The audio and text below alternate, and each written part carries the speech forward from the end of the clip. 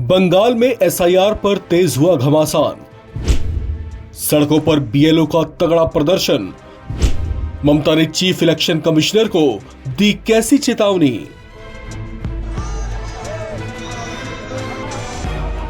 पश्चिम बंगाल में एसआईआर को लेकर विवाद बढ़ गया है।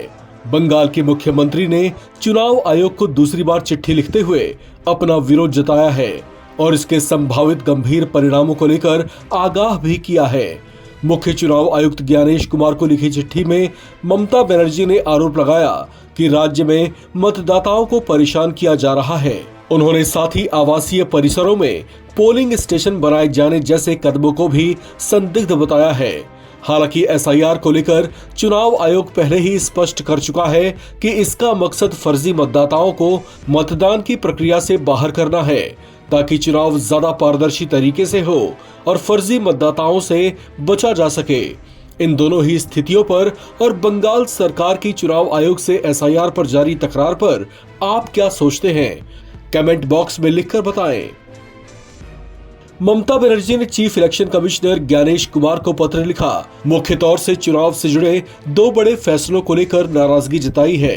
पहला मुद्दा डेटा एंट्री ऑपरेटर और बीएसके या बंगला सहायता केंद्र के कर्मचारियों की नियुक्ति से जुड़ा है, जबकि दूसरा मुद्दा प्राइवेट हाउसिंग सोसाइटी में मतदान केंद्र बनाने के प्रस्ताव को लेकर है। ममता बनर्जी ने कहा कि इस तरह के फैसले चुनाव की निष्पक्षता पर सवाल उठाते हैं और निर्वाचन आयोग को तुरंत इस पर कार्रवाई करनी चाहिए।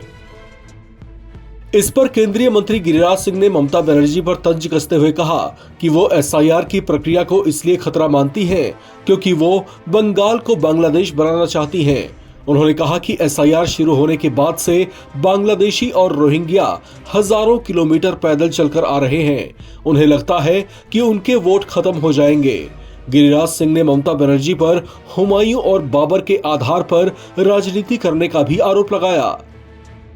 ममता बनर्जी खतरा बताती हैं, इसलिए ममता बनर्जी खतरा बताती हैं वो बंगाल को बांग्लादेश बनाना चाहती है।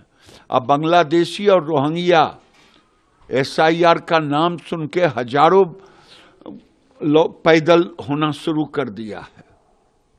उनको लगता है मेरा वोट घट जाएगा और वो तो हुमायूं बाबर के नाम पर राजनीति कर रही हैं। उसके माध्यम से वो तो बंगाल में 6 दिसंबर को डायरेक्ट एक्शन डे की तरह काम कर रही हैं, जैसे जिन्ना ने किया था और सोहरावर्दी वहां प्राइम मिनिस्टर था।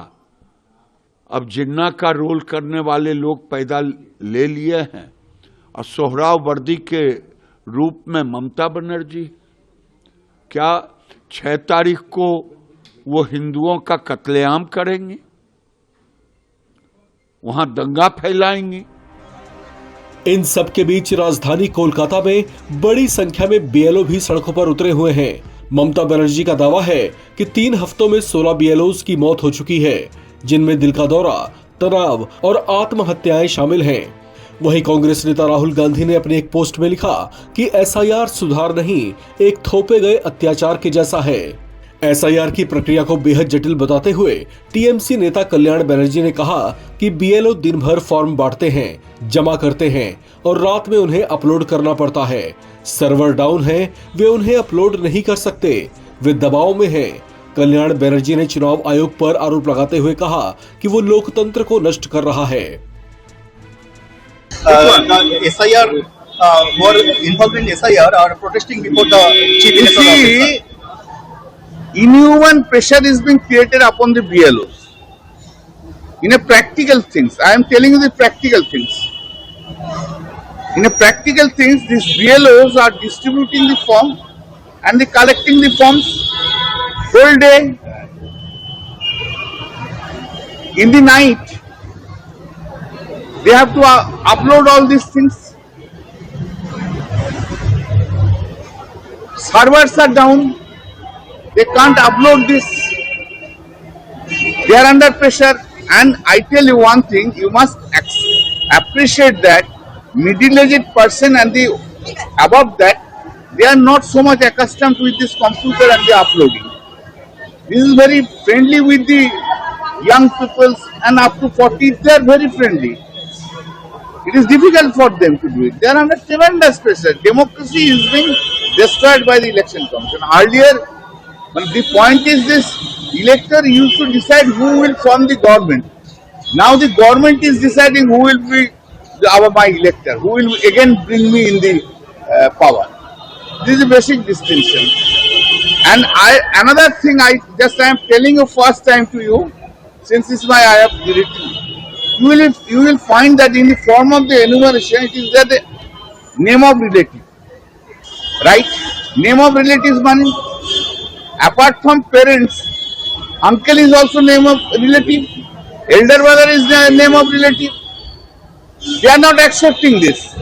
App will not accept this enumeration form if you fill up the form with the name of uncle. Whether the point is, whether the app will decide my legal right or app has to be created on the basis of my legal right.